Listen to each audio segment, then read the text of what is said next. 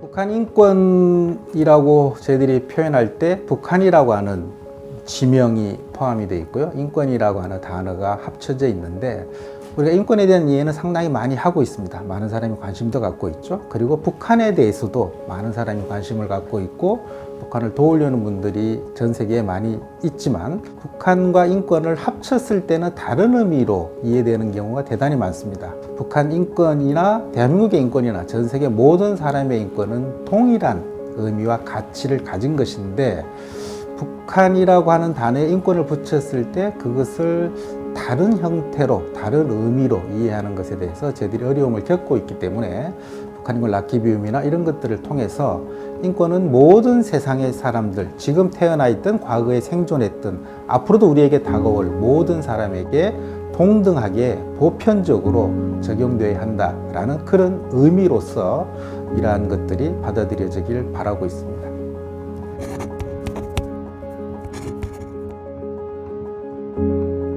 NKDB는 2003년에 만들어졌는데요. 제가 80년대에 대학을 다녔기 때문에 그 시절에 우리 대학가에서 북한에 대한 공부를 상당히 많이 하고 있었습니다. 저도 이제 그 중에 포함되어 있었는데요. 80년대 북한에 대한 공부를 하고 90년대 좀 더 체계적으로 북한 사회가 어떠한지 특히 북한 사람들의 삶의 모습이 어떠한가에 대한 공부를 하게 되었는데 주로 북한에 가서 공부할 수 있는 환경은 아니었기 때문에 북한에 살다가 나오신 탈북자분들에 대한 그런 조사 작업을 제가 집중적으로 했었습니다.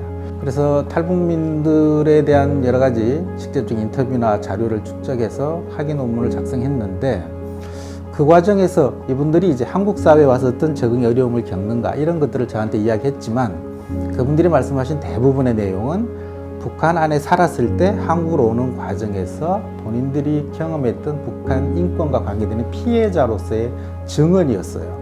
물론 본인의 증언도 있고 본인이 직접적으로 참여한 것들에 대한 증언이었는데 그러한 기록들을 그 당시까지는 그 누구도 체계적으로 정리하거나 축적하지 않았기 때문에 이것은 향후에 통일 전후 과정에서도 중요한 자료일 수 있기 때문에 그래서 적어도 북한 인권에 대한 피해 사건 또 어떤 인물이 가해자이고 피해자인가를 종합적이고 체계적으로 기록할 필요가 있겠다 그런 생각들을 하게 된 거고요. 그래서 90년대 후반에 제가 개인적으로 그런 작업을 해왔지만 90년대 후반부터 2000년 초반에 국내 들어오는 탈북민의 수가 급증하게 됩니다. 100단위에서 1000단위를 넘어섰기 때문에 이것을 개인이 할 수 있는 수준을 넘어섰기 때문에 주변에 관심 있는 연구자들이나 관계활동가들과 같이 논의해서 2003년에 북한인권정보센터가 만들어진 것이고요. 지금은 이제 그런 분들이 더 훨씬 많이 참여해서 더 체계적인 그런 조사 기록을 하고 있는 거죠.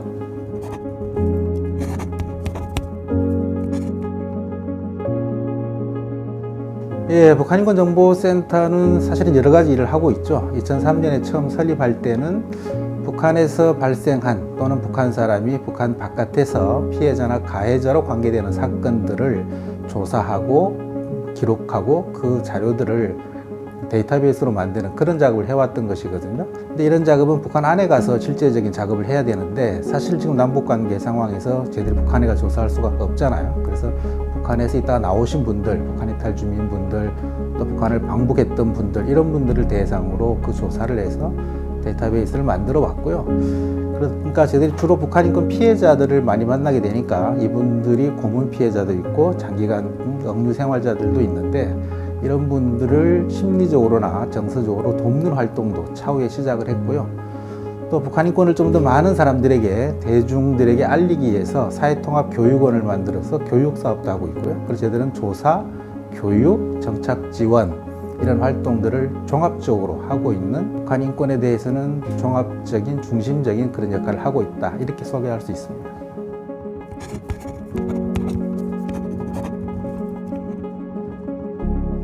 뭐 북한 인권 상황이 나쁘기 때문에 사실 북한 인권 활동을 하고 있는 건데요. 정부가 해야 할 일이 있고 국제사회가 해야 할 일이 있고 또 한국에 있는 국내 단체가 해야 할 일이 있는데 뭐 정부에서 할 수 있는 것들이 상당히 많은 게 있지만 한계도 있는 거죠. 또 정부가 아닌 저희 같은 민간에서 할 수 있는 작업이 많이 있는데 1차적으로는 북한 인권의 상황이 어떠한지 객관적인 자료, 실태를 파악하는 것이 정부 바깥에서 할 수 있는 작업이고요. 또 또 그러한 것들을 파악했다고 해도 국제사회나 국민들에게 알릴 수 있는 것은 역시 북한인권 단체들이 할 수 있는 거기 때문에 객관적인 자료를 확보하고 그것을 공정하게 처리해서 국내외에 알리는 활동들이 일차적인 작업이고요. 또 이러한 내용들을 북한 안에 있는 당국자들이나 북한 주민들에게 전달할 수 있다면 더 큰 효과를 가져올 수 있기 때문에 대북 정보를 북한에 보내는 그런 것까지도 북한인권 단체가 할 수 있는 핵심적인 역할이겠죠.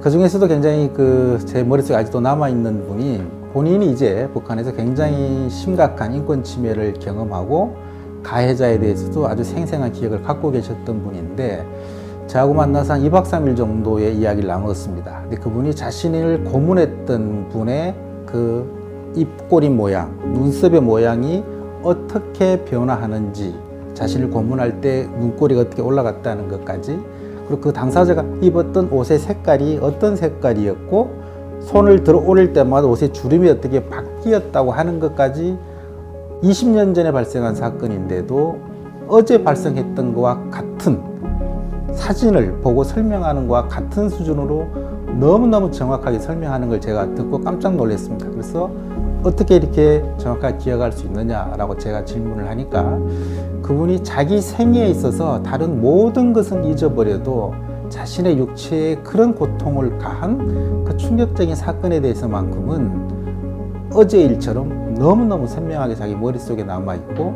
이것이 가장 큰 인생의 악몽으로 남아있습니다. 이런 이야기를 하셨거든요. 근데 제가 그 내용을 정리하고 나서 그분의 표정이 환하게 달라지는 걸 제가 봤어요.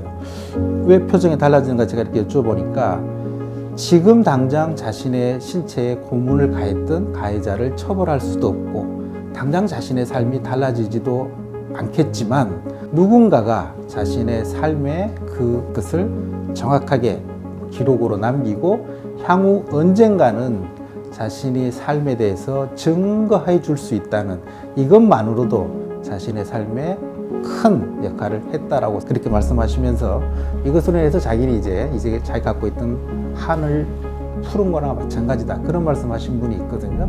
그분의 말씀이 오늘까지 저희들이 이런 작업을 할 수 있게 한 큰 동력이었고 저도 지금 그분이 그때 말씀하신 표정, 모습, 옷차림이 선명하게 남아 있는데 그분의 그런 말씀이 가장 기억에 남고요. 그날이 저에게도 가장 긴 시간과 추억으로 남아 있는 것 같습니다.